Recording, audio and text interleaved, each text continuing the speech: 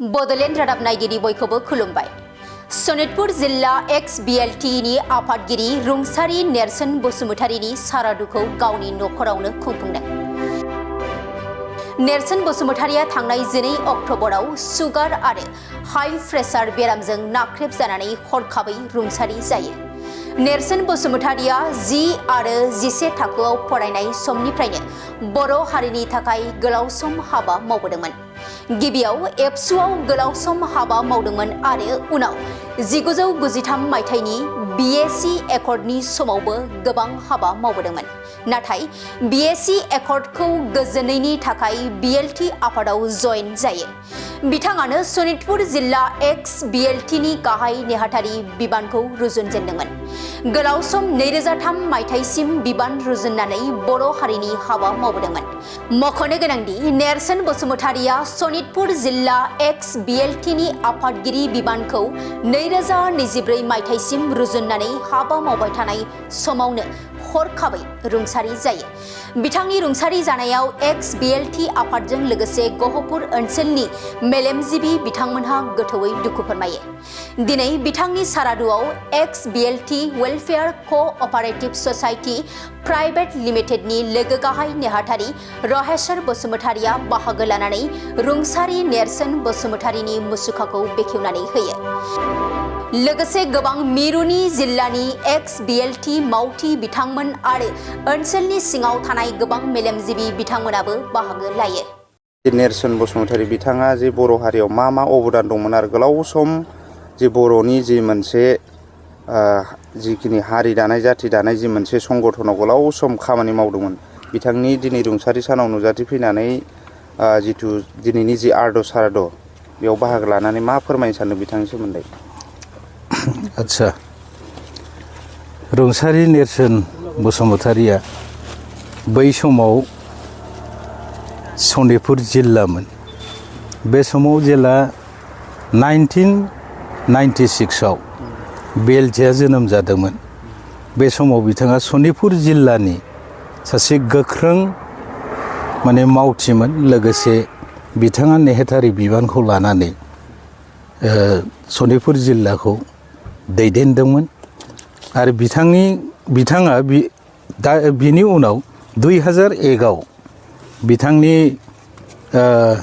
आफादगिरिया जिउ गोमालांनायनि उनाव बिथाङा आरो 2001 आव बिथाङा आफादगिरि लानानै 2024 सिम बिथाङा सारेन्डार जाखांनायनि उनावबो 2024 सिम बिथाङा थैजासिम बे बिबानखौनो लानानै मावलांदोंमोन। दा बिथांनि जिउ जारिमिनखौ बुंनो थाङोब्ला बर' जाथियाव जे मोनसे BTC सोरजिनाय बेवहाय बिथाङा बिरबादि खामानि मावदोंमन। बिथाङा बर' जाथिनि थाखाय गोबां अबदान दं, जों बेखौ नुहुरो। आरो बिथांखौ आं लोगो मोनजेनदोंमोन 2020 आव। 2000 समनिफ्रायनो आं बिथांखौ क'क्राझाराव लोगो मोनजेनदों आरो बिथांजों आङो एखेलगे थायोमोन, जोङो एखेलगे जायोमोन क'क्राझारावनो। दा बिथाङा नख'रनि जाहाथे एंगारनो हायै किसुमान नख'राव सोलिनांगौ होननानै बिथाङा 2010 आव नैबे दानि बिश्वनाथ जिल्लायाव बिथाङा फैफिननानै ग्रोम ग्रोम रायजो जादोंमोन। दा बिथाङा थैनाय समाव थैनायनि सिगां बिमा बिफाया रुंसारि जालांबाय आरो बिदा बेखौबो रुंसारि जालांबाय।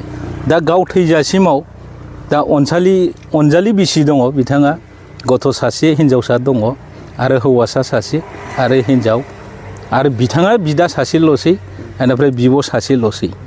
दा जोङो बिथांनि जिउ जारिमिनखौ बुङोब्ला हयथ' दिनै जोबनाय नङा। बिथाङा सनितपुर जिल्लायाव बर' जाथिनि थाखाय मा मावदोंमोन मा मावाखै, बिथांखौ बे सनितपुर जिल्लानि गासैबो रायजो राजानाव सोंबा मिथिगोन जे नेरसोना सोरमोन, नेरसोना मा बर' जाथियाव अबदान दं। बेखौ होनोब्ला दिनैहाय उन्दैनिफ्राय गेदेरसिम बिथाङा बुंनो हागोन। गोजोन्थों।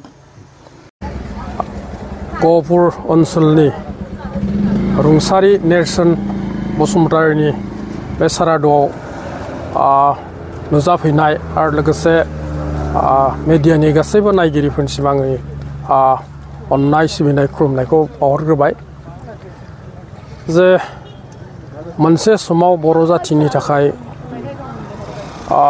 बड'फा उपेन्द्रनाथ ब्रह्मनि जि गेरेमसा बर' माहारि दानायनि जि सिमां लानानै बर'नि गेजेराव बुहुमनां सोमावसारनायनि मोनसे हाबाफारि जागायजेनदोंमोन।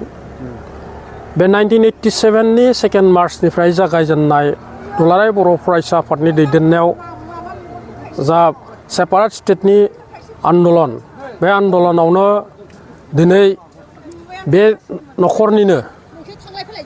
नख'रनिनो रुंसारि नेरसोन बसुमतारिया 10 थाखो फरायबाय थानाय समावनो 9-10 थाखो फरायबाय थानाय समावनो बिथाङा दुलाराय बर' फरायसा आफादजों मैखोमै बाहागो लाबोदोंमोन आरो जों नुदों बे बाहागो लाबोनाय समाव बिथाङा मोनसे गोख्रों सासे मावथिमोन आरो एबसुनि बे जेनेरेल कमिटियाव थानो मोजां मोनैलाय भलन्टियार फर्स दानायखाय बिथाङा बे 88आव बर' भलन्टियार फर्सआव हाबनानै बिथाङा भलन्टियार फर्सनि सासे गोख्रों मावथि हिसाबै बर'नि बे एबसुनि सोमावसारनायाव गोख्रों बाहागो लाबोदोंमोन आरो बे 1993सिम जा बड'लेण्ड एकर्ड BSc एकर्ड जादोंमोन बे एकर्डसिमाव बिथाङा भलन्टियार फर्सआवनो दंमोन आरो बे भलन्टियार फर्सआव जेब्लानोखि एकर्ड जाखांनायनि उनाव बर' भलन्टियार फर्सआ सारेन्डार जादोंमोन अब्ला बिथाङाबो सासे सारेन्डार जानानै बे गाहाय मोनसे लामायाव फैफिनदोंमोन हाथियारखौ नागारनानै। नाथाय बर'नि समस्याया जिहेतु गहपुरसिमबा बर'नि समस्याया बे समाव सुस्रांजायैलाय 1996आव आरोबाव बे बर' एकर्डखौ डिनाउन्स खालामनानै जेब्ला BLT मुंनि मोनसे आफाद दानानै मोनसे आर्मस रिभलिउसन खालामनो थाखाय बर' माहारिनि गेजेराव मोनसे जांख्रिथाय लाबोफिनदोंमोन। बे जांख्रिथाय लाबोनायाव बिथाङा आरोबाव गावनि फरायनायखौ ज्राब दोनथ'थारनानै आरो गावनि माबाखौ दोनथ'थारनानै बिथाङा BLTआव 1998आवहाय आरोबाव BLTआव हाबहैयो आरो BLTआव हाबहैनानै बिथाङा सनितपुर डिस्ट्रिक्टनि सेक्रेटारि हिसाबै BLTखौ 2003सिम बिथाङा BLTआवनो बिबानगिरि हिसाबै जाना थायो। जेब्लानोखि बिथाङा सेक्रेटारि जाखांनायनि उनाव बिथांनि चेयारमेन सान्ति बसुमतारिया जेब्ला उदखारिफोरनि आखायाव जिउ फोजोबजादोंमोन अब्ला बिथाङा चेयारमेनशिपखौ लानानै 2003सिम बिथाङा BLTनि चेयारमेन जानानै थादोंमोन आरो 2003आवहाय जेब्लादि BTC एकर्ड जादोंमोन बे BTC एकर्ड जानाय समाव बिथाङा आरोबाव बे BLTनिफ्राय सारेन्डार जानानै मेइन स्ट्रिमाव फैनानै रायजोनि खामानि मावनायाव बिथाङा गोसो होदोंमोन आरो बिथांनि दैदेननायाव जोंनि गहपुराव बे मार्टियार्सफोरनि जिथुनाखि बाव 534 बर' आन्दलनाव जिउ खहा जादोंमोन बे 534 जिउ खहा जानायफोरखौ बिथांनि दैदेननायावनो बिथांनि नाजानायावनो बै समाव थानाय खुंथायाव थानाय BTCनि सरकारनिफ्राय बिथाङा अनसुंथाइ होनो थाखाय बिथाङा सक्षम जादोंमोन हादोंमोन आरोखि बिनि अनगायैबो बिथाङा समाजनि खामानि मावनाय धोरोमारि आफाद आरो माखासे ससियेल खामानिफ्राव माने गोबाङैनो लोब्बा लानानै बिथाङा खामानि मावबोदोंमोन। बिथाङा मेंनो रोङै हिसाबै बिथाङा बयजोंबो हेफाजाब होदोंमोन।